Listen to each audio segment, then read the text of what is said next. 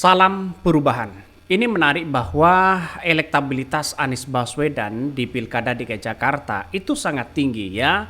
Baik mereka lawan Ahok, baik mereka lawan Ridwan Kamil, apalagi seorang Kaisang. Anies Baswedan ya surveinya ya survei indikator mereka sudah berada di atas angin. Artinya apa? Artinya bahwa ya banyak yang menginginkan Anies Baswedan untuk maju kembali di Pilkada DKI Jakarta. Saya kira ini butuh mungkin ya satu putaran bisa menang begitu kan ya, karena dengan adanya spekulasi yang ada, Anies Baswedan kabarnya akan menggandeng wakilnya adalah dari PDIP. Ya, saya kira tidak ada masalah begitu kan. Ini Anies unggul ya, Anies ungguli Ahok, Kaisang 0, dan Ridwan Kamil ya. Walaupun head to headnya adalah Anies Baswedan versus Ahok versus Ridwan Kamil, apalagi versus Kaisang 0, begitu kan. Itu jauh. Anies Baswedan tetap menang di situ begitu. Inilah pada kenyataannya adalah banyak yang menginginkan bahwa Anies Baswedan menjadi gubernur DKI Jakarta lagi. Karena satu yang dilihat mereka punya prestasi begitu kan ya. Satu, yang kedua adalah melihat sebuah gagasan baru dari Anies Baswedan. Setiap menjadi pemimpin ada aja begitu yang dikerjakan, ada aja yang sehingga menjadi prioritas utama begitu kan, ada aja yang kemudian mereka viral begitu. Itulah salah satu contoh ya pemimpin yang sangat-sangat luar biasa. Ini yang masih koma jangan bernafsu dan ngotot saja.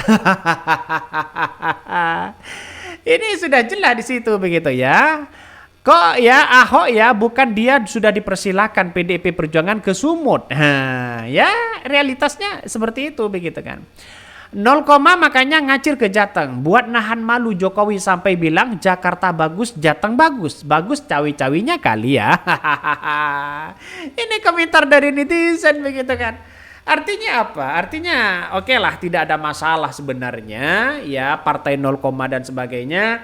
Tapi pada kenyataannya adalah malulah kalau ingin ngebet untuk menjadi calon di DKI Jakarta, karena kita lihat saja angka surveinya sangat kecil begitu kan ya, padahal mereka sudah belusukan loh begitu kan, itu dibantu oleh Gibran. Tetap aja tidak naik-naik. Nampaknya masyarakat sudah cerdas ya, sudah cerdas melihat sebuah realitas yang ada bahwa Kaisang itu sudah tidak laku di Pilkada DKI Jakarta. Mereka lakunya di Jawa Tengah. Dan kabarnya di Jawa Tengah Kaisang sudah dikunci oleh Partai Gerindra. Ini gimana begitu kan? Artinya apa? Artinya secara tidak langsung bahwa Kaisang harus menjadi wakil, bukan menjadi cagup ya, untuk menjadi calon gubernur Jateng 1 begitu kan. Ya nampaknya Partai Gerindra sudah mengunci Kaisang begitu, tidak bisa berkutik mereka ya. Abah Anies mundur saja dari kontestan DKI. Pilpres 2024 adalah pemenang yang real jika tidak dicurangi MK yang dikendalikan. Gak usah. Ya Anies Baswedan tetap eksis di situ begitu di Pilkada DKI Jakarta. Karena apa? Karena pada kenyataannya adalah ya di Pilkada DKI Jakarta ini kan pusat sentralitas ya, punya pusat lebih dekat dengan media begitu kan. Apa-apa viral. Maka bukan tidak mungkin ya, Anies mempersiapkan DKI Jakarta semaksimal mungkin. Prestasinya semaksimal mungkin begitu.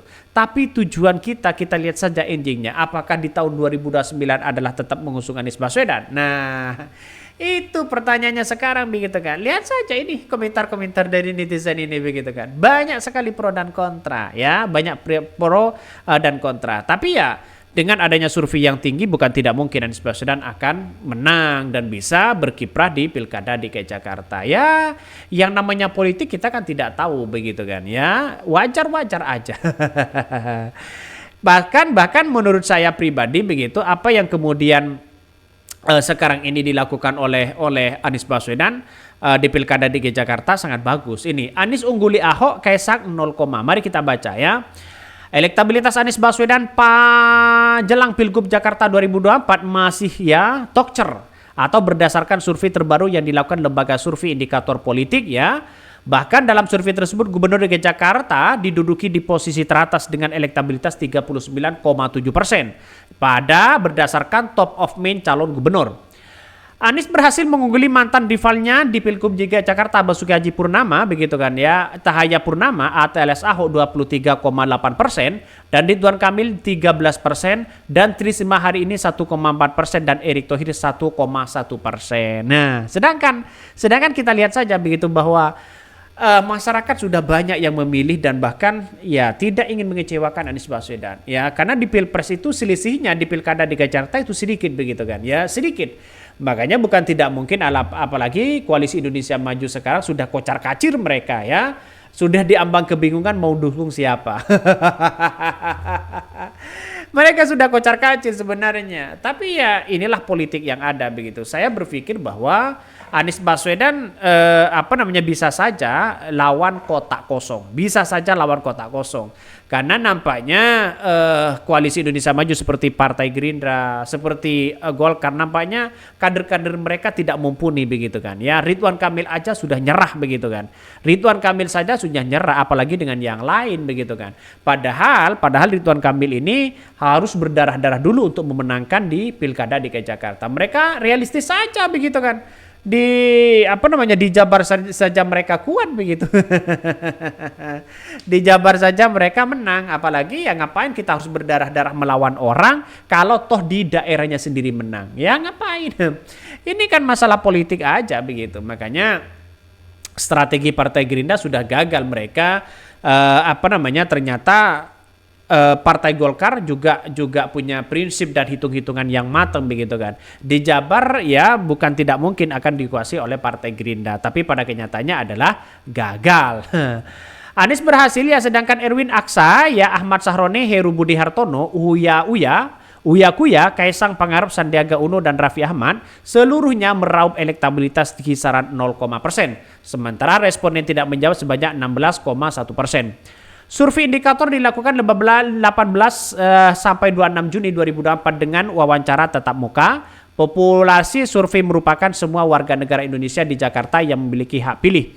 Jumlah sampel mencapai 800 responden dengan penarikan sampel menggunakan teknik multistage random ya. Ya, margin of error-nya mungkin ya akan ini mencapai 3,5%. Ya, akuratnya mungkin 95% begitu kan. Makanya dengan adanya seperti ini saya kira ya inilah politik yang ada begitu kan. Mengapa saya katakan seperti itu? Karena nampaknya politik yang kemudian dilakukan oleh Anies Baswedan saat ini sudah di atas angin begitu kan. Ya, sudah di atas angin mereka. Makanya Anies Baswedan mencoba dari beberapa partai begitu kan untuk mengajukan salah satunya begitu kan wakil, terus kemudian kabarnya ada 3 poros ya, kabarnya begitu kan, ada yang kemudian mencegal Anies Baswedan, ada di situ begitu. Tapi pada kenyataannya Anies Baswedan sangat unggul ya dalam sisi manapun, baik dari survei, baik dari elektabilitas, popularitas mereka, terus kemudian dari sisi masyarakat ya, Anies Baswedan unggul di situ. Mungkin itu yang kami sampaikan, tonton terus di channel Khodari News ini.